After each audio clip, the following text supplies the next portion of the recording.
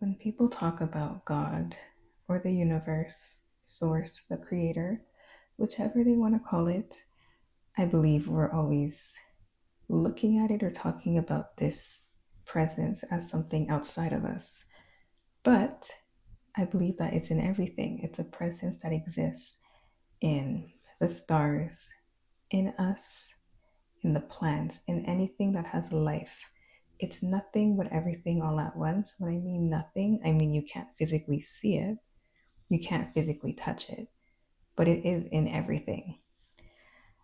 And I think it's hard to grasp, but a lot of people as well, they put this pressure of, oh, life has got me, or God has got me, which is not a bad thought to have. It's that's a good thing to have that trust. But I think having it for some people is almost like an excuse to do nothing and not try to advance in their lives because they sit around waiting and waiting, thinking, I don't have to do anything and money will come to me or health will come to me.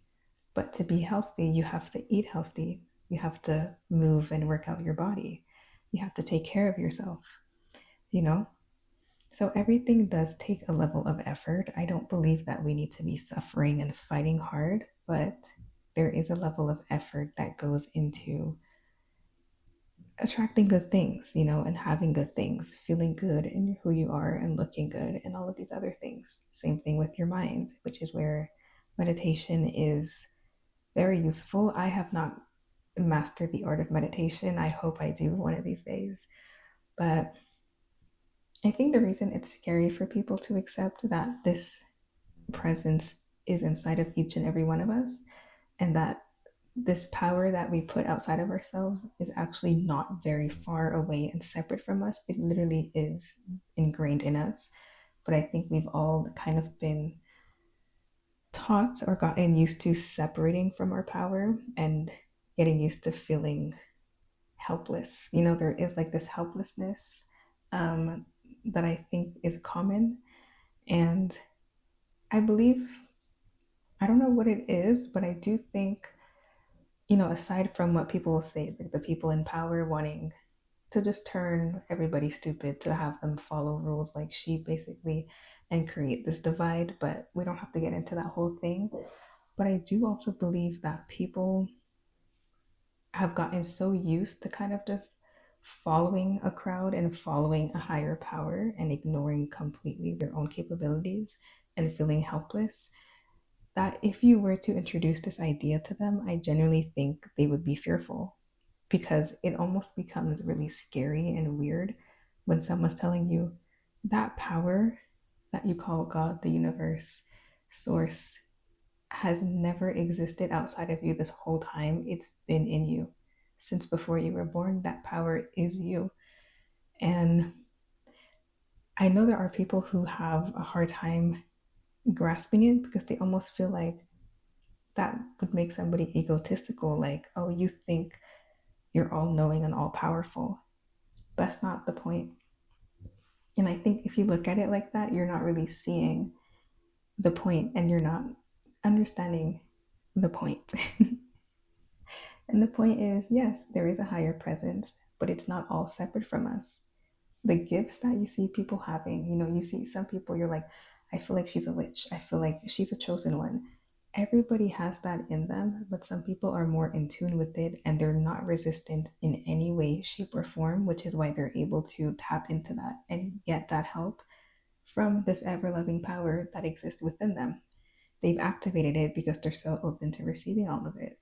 And a lot of people have kind of repressed or suppressed that part of themselves and don't even remember that they have it. They don't think they have it, but they do. And they never get to discover that throughout their entire livelihoods, which is unfortunate.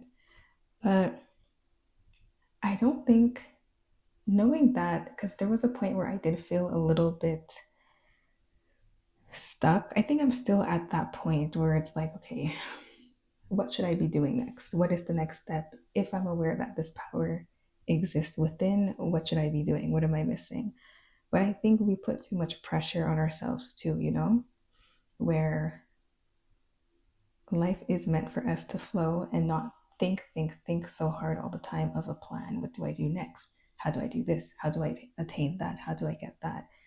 That's where we kind of lose sight of what's really important, which is just to exist and be.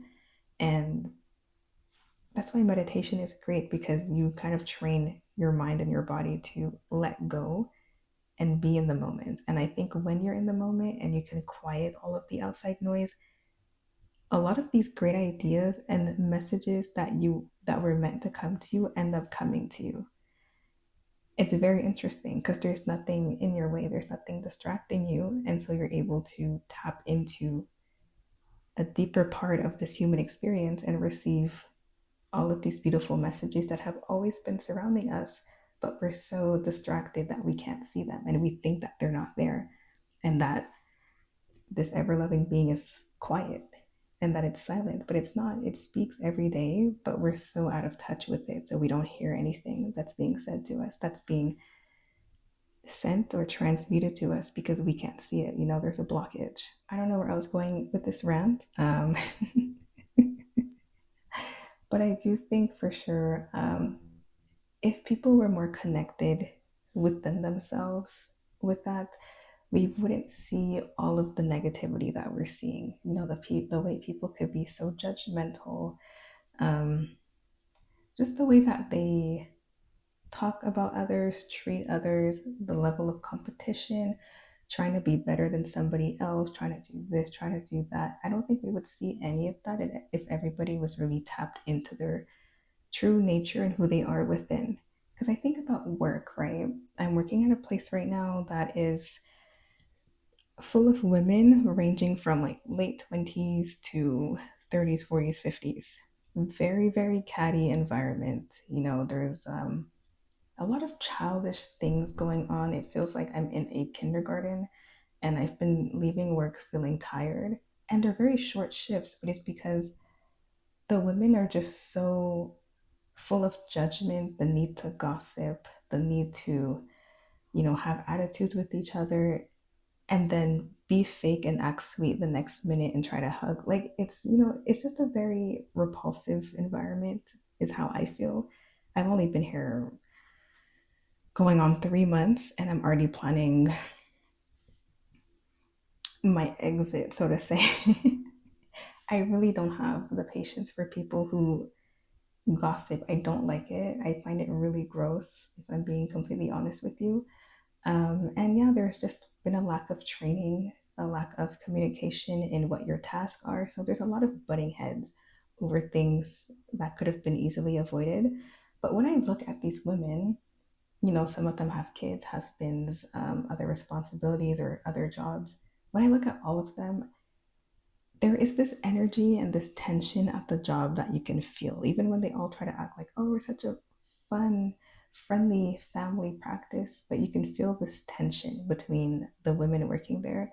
And I think it's just all of these energies that are so wrapped up in negativity because they themselves are unhappy with maybe an aspect of their lives, maybe not all of it, but an aspect of their lives that is causing them to lash out and project onto their coworkers in a workplace that's meant to be professional.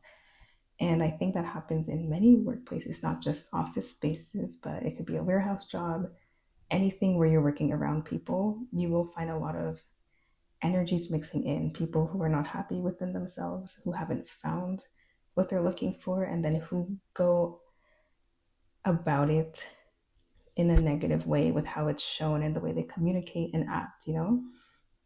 And this is with no judgment that I say this, because as humans, I do think our emotions, they range, you know, they flow, they range, they go up, down, all over the place. And I get that. But yeah, I do think that's why it's super, super important to be in tune with who you are, accepting of who you are, because when you can accept yourself and love yourself on a very deep, not only human, but spiritual level, I think the lens in which you look at the world and people changes everything. It's one thing to plaster on makeup and look pretty or dress yourself up as a dude and look good.